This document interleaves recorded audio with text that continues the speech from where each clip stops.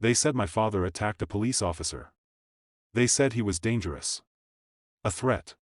But I knew the truth. I watched, helpless, as live footage showed him.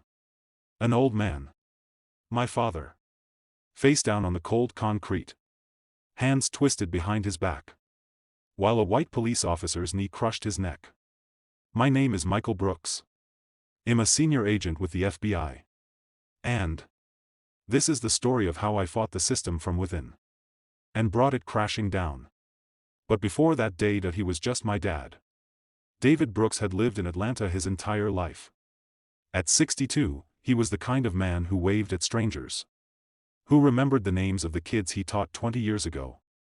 Who bought bread from the same corner store every Saturday morning. He wore the same brown jacket every winter. Not because he couldn't afford another. But because it had been a gift from my late mother. That morning, the sky was gray. Rain clouds rolled in. David was heading to the grocery store to get soup mix and fresh bread. Because he'd promised the neighbor's kids he'd make them his famous chicken stew that weekend. Officer Mark Reynolds wasn't known for kindness. Tall. Broad shoulders. Cold eyes. Had built a reputation in certain neighborhoods. Not for protecting, but for controlling. You could feel it when he stopped you. The way he looked at you like you didn't belong on the same street. And on that rainy morning, Reynolds chose David Brooks. The light rain had just started when David slowed at a stop sign near Peachtree Avenue. He looked both ways. Clear. But as he crossed, red and blue lights flared in his rearview mirror. Reynolds claimed David had run the sign. David politely explained that he hadn't.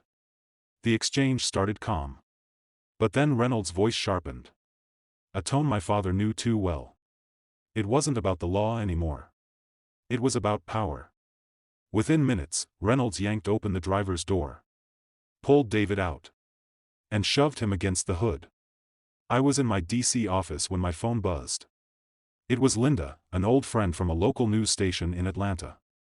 Her voice was rushed, panicked. Michael. You need to see this.